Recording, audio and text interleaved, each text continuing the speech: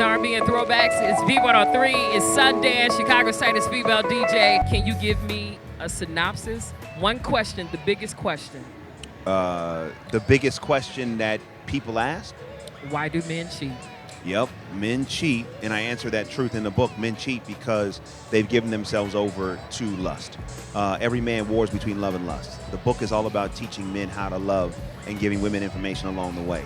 I use an analogy of mastering the dog within. I call love the master. I call the dog lust. Lust is the dog. For us to become the men we were called to be, we have to operate in love. We have to learn how to love. Whenever a man cheats, he's allowing that dog within to run, rule, and potentially destroy his life. So when a man decides he's going to become a different man, he's got to tap into that love. He's got to master that lust. The lust never goes away, but he can master it so that his intention is aligned with his commitment. I need y'all to make some noise. Y'all make some noise for DeVon Franklin. Men, we got to step up and do our work. And that work is learning how to love. I believe this is where all of our challenges really can be synthesized into love. As men, we don't really love ourselves, and as a result, it's hard to give love and receive love. So I wanted to write this book to say, here's how we can love, and also here's how we can get control over the thing that works against love, which I believe is lust. And I also wrote this book to give women information along the way, because I don't believe that women can be successful with dealing with men if you don't understand us. And I believe that most women don't understand how we think, how we feel. And this book can give you information that you currently don't know. And I wanted to write this book because I've seen so many women since Megan and I wrote The Weight that have come to me and said, you know, why do men do one thing and say another? Why do they tell me they're going to be committed and they're not? And I've seen so much pain in the eyes of women. I said, I've got to write a book to help bridge the gap, to give information so that any woman reading this book can now understand who this man is, what they're dealing with, and any man reading this book can have a manual on how to become better. Think about that answer. That was awesome. I'm taking tips up here, just so everybody knows. Man, you single? No, I'm not. No, I'm not. No, I'm not. But I'm a work in progress, Lord. I'm a work in progress. Amen. Amen. We're going to turn this Expo into Expo Baptist, all right? We're going to go there. Let's just take them to church, okay? Greatness is not a judgment on the lack of greatness in a man. Right. If anything, a woman who is great, who's excelling in her field, and she says, hey, I want to be with you. If anything, that's a validation of that man, not the opposite. When I was dating, listen, just because I was in the church and whatnot, I wasn't a great dater at all times. There was a vision that completely changed my life. I had this vision. I was at my own wedding. I was about to get married, and the minister said, turn around. And down the center aisle, when I turned around, were all the women that I had dated. But here's the issue. They were cut open.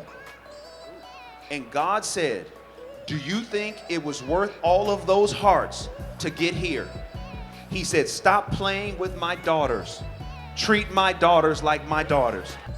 Dear Lord, I accept that there are things I have had to endure that I may never understand. I ask you for healing emotionally, mentally, physically, and spiritually. Please give me comfort in the times when discomfort is the only feeling available to me. I accept that you have created me for greatness, and I commit myself to pursuing it each and every day.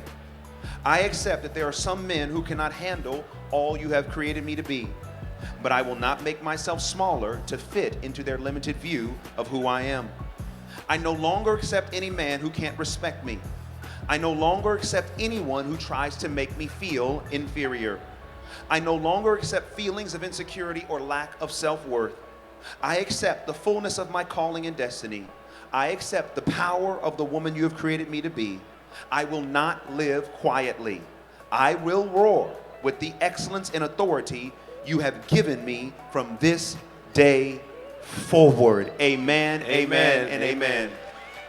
And on behalf of all men, you may never get an apology from the man who did something and said one thing to you and did something different. You may never get an apology from the man that caused you pain.